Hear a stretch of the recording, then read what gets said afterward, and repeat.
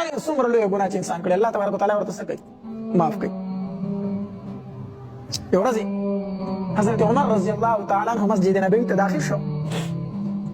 نو چې څنګه مسجد نبوي ته راغی نبی علیه الصلاة والسلام چې ورته وکتل نو د عمر رضی الله تعالی عنہ په مخ باندې د ژړا اثر و نبی علیه الصلاة والسلام ورته وفرمایل عمر ولې خفئ جاړې ولې د الله پاک پیغمبره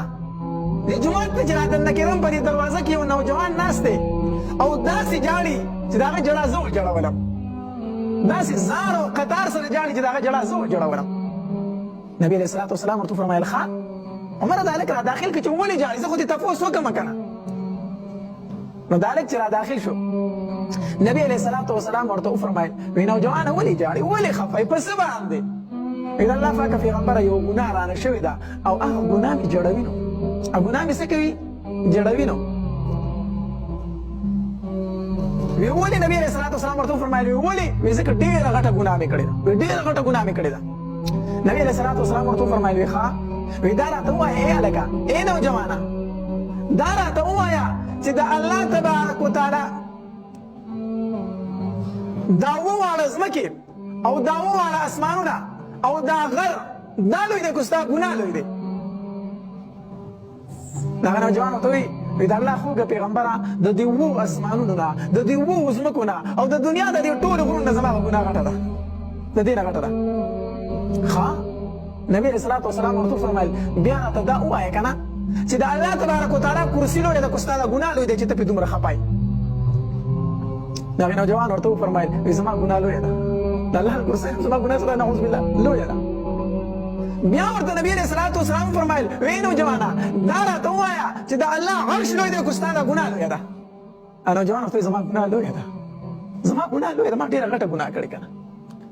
بیا ورته نبی علیه الصلاة والسلام فرمایل وی هلکه دا راته ووایه چې د الله تبارک وتعالی ذات لوی دی که ستا ګناه لویه ده وی د الله ذات لوی دی د الله پیغمبره د الله ذات څه دی لوی دی د الله ذات لوی دی نو نبی علیه الصلاة والسلام ورته وفرمایل وی هغه لوی ذات به ستا دا دومره لوی ګناه معاف کوي ته ولې دومره ناامیده یې هغه لوی ذات به ستا دا لوی ګناه معاف کوي هلک د ژړا نه بس کړو لږ طبیعت یې ښه شو نبي علیه السلام ښه دا دومره غټه ګناه به الله معاف کوي او الله تبارک وتعالی به درته دا معاف کړي خو ای هلکه دا خو راته ووایه چې دا ګناه دې څه کړې ده دا خو راته ووایه که نه د الله خوږه پیغمبر ستا د مخ نه ماته حیا راځي ستا د مخ نه ماته څه راځي حیا راځي نه شم ویلی نبی علیه الصلاة والسلام ورته وفرمایل خیر ووایه دا ګناه څه ګناه ده چې ته دومره وایې چې زما دومره ګناه غټه ده د ځمکې نه غټه ده د اسمانونو اخر ګناه څه ده د الله خوږه پیغمبره زما کار چې دی که نه د 7 کال نه زه کفنونه د مړو نه پټوم زه کفنچور یم څوک چې مړی ښخ کړي مدینه منوره کې که نه زه به شپې له لاړ شم کفن ترې نه راوپرځمه هغه ترې راپټ کړم مړی بیا پټ کړمه او کفن ځان له په بازار کې خرڅ کړم دا زما کار دی کفنونه پټوم د مړو نه 7 کال پورې مې دا کار وکړو د الله پاکه پیغمبره بله شپه لاړمه د انصارو کې یو نوجوانه جینۍ مړه وه پېغله جینۍ مړه وه نو چې هغه خلکو دفن کړه زه پسې شپې له لاړم او د هغې قبر مې کولاو کړو نو چې قبر مې کولاو کړو نو کفن مې ترې راټول کړو کفن چې مې ترې راټول کړو او را روان شومه نو ډېره پېغله جینۍ وه ښایسته جینۍ وه هغه بدن باندې مې سترګې ولګېدې نو را روان شومه نو شیطان راته وسوسې شروع کړې چې دې سره بدکاري وکړه دې سره څه وکړه نعوذ بالله بدکاري وکړه وي د الله خوږه پیغمبره لاړمه د هغې مړې جینۍ سره په قبر کې مې بدکاري وکړه دا مې وکړو او چې دا مې وکړو وی چې را روان شومه نو هغې جینۍ راته اواز وکړو هغې مړې جینۍ راته د قبر نه اواز وکړو چې ای ظالمه ای فاسقه د الله نم نه یېرېږې د الله نم تاله یاره نه درځي خلک خو دینۍ نظا نو د الله نم تاله یاره نه درځي چې زه دې د مړو په ډله کې بې حجابه کړم او زه به د قیامت په ورځ د الله په دربار کې چې پاسم نو زه به په حالت د جنابت کې یم په ما خو دې غسل غواړم دا تاسو وکړه ظالمه د الله نه نه یېرېږي چې داسې کارونه کوي د الله پیغمبره اوس یېرېږم چې ما به الله معاف کړي دا د کولو ګناه وه روایتو کې راځي نبی علیه الصلاة والسلام دا مخ مبارک د غصې نه سور شوی چې دا کیسه کوله دا مخ مبارک د غصې نه سور شو او چې دا کیسه خلاصه کړه نبی علیه السلام پرې ګزار وکړو ګزار یې وکړو وی پاسه بدبخته زما د خوانه پاسه بدبخته تاله د مړي نه دا قبر نه یاره نه درتلله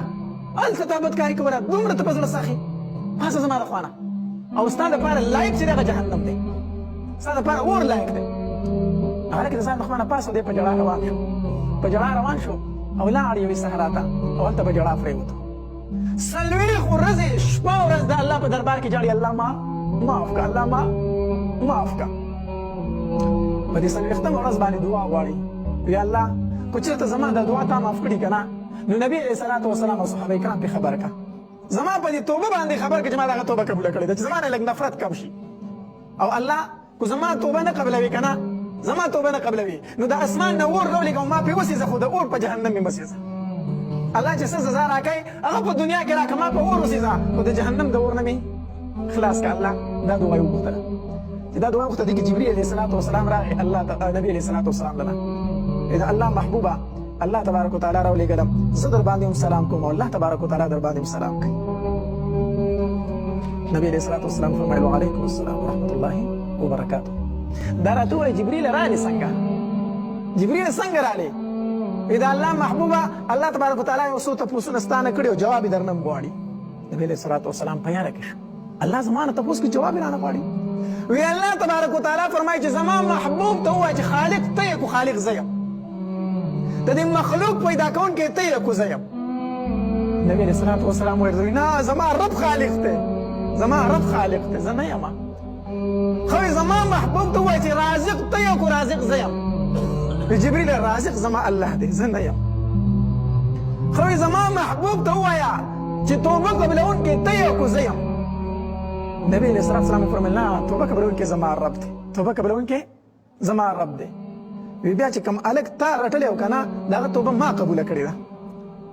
الله تبارک وتعالی فرمایي چې کوم نوجوان تا په هغې ګناه رټلی و د هغه توبه ما قبوله کړې ده ما قبوله کړې ده الله نبی علیه الصلاة والسلام ویل صحابه یې راټول کوي ما له هغه هلک پیدا کوي ما له هغه هلک پیدا کوي ما له یې راولی هغه نوجوان چې د نبی علیه الصلاة والسلام دربار ته حاضر شو نبی علیه الصلاة والسلام ورته فرمایل وي نوجوان الله ستا توبه قبوله کړه الله تبارک وتعالی ستا توبه قبوله کړه الله تبارک وتعالی دومره لوی لوی ګناهونه هم معاف کړي خو چې کله انسان د زړه د اخلاص څه وباسي الله تبارک وتعالی نبی علیه الصلاة والسلام ته فرمایي قل يا عبادي الذين أسرفوا على أنفسهم لا تقنطوا من رحمة الله إن الله يغفر الذنوب جميعا وزما محبوبا قل اوعي اي زما محبوبا يا عبادي الذين وزما خي بندگانو اسرفوا على انفسهم چې په خپل ځانو باندې څه کړی دی اے زما بندگانو ته ووایا کوم بندگانو ته الله ستا نیکان بندگانو ته نه نه اسرفوا على انفسهم چې زما نه باغي ګرځي زما نه خفه ګرځي زما نه مرور ګرځي هغې بندگانو ته ووایا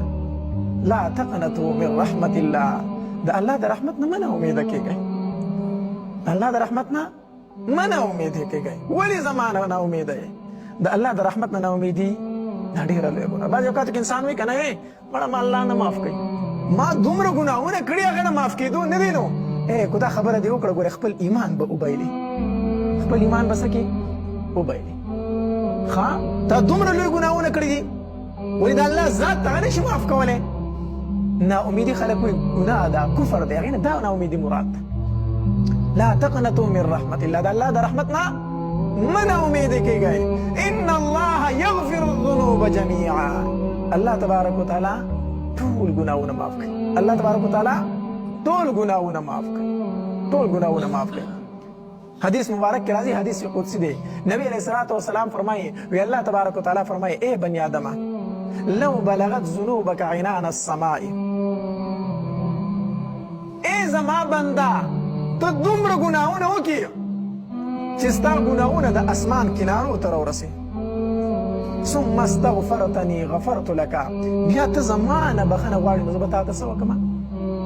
اے زما بندا ته دومره ګناه وکړي دومره ګناه وکړي چې ستا ګناه د اسمان کنارو ته راورسي او یو ځل دې لاس اوچت کړو او په ژړا شي الله ما معاف کړه الله ما معاف کا الله تبارک وتعالی فرمایي وی غفرت لك دا ګناهونه مې تا ته وبخښل او په دې زما پروا نشته په دې زما پروا نشته دی الله دومره مهربان الله دومره رحمان او رحیم ذات دی نو چېرته به دا نه وایي ښه چېرته به دا نه وایي چې زما ګناهونه زیات دي ما الله نه بخي ما الله ایمان نوم دی د دوو خبرو ایمان د څو خبرو نوم دی د دوو خبرو یره او تمه چې کله دا دوه خبرې په کم انسان کې وي نو دا کامل مؤمن دی یره او تمه او چې په دې کې یوه هم نه وه نو دی د خپل ایمان فکر وکړي یره او تمه دا دوه خبرې ایمان دی یره به کوي د الله تبارک وتعالی د عذابونو نه یره به کوي د الله تبارک وتعالی د عذابونو نه الله چېرته ما ته عذاب رانه کړي الله تبارک وتعالی ډېر لوی ذات دی زما د احمد ګوډ عبادت په هغه قبول کړي دا یره به ساتي ګورې د الله د عذابونو نه به څه کېږي یریږي او تمه به هم ساتي چې نه زما رب ډېر مهربانه ذات دی زما رب ډېر رحمان رحیم ذات دی ډېر کریم ذات دی ما به الله معاف کوي نا امیدي به نه کوي نه به بلکل بې یرې کېږي چې هېڅ نشته دی او نه به بلکل نا امیده کېږي دې ته څه ویلی شي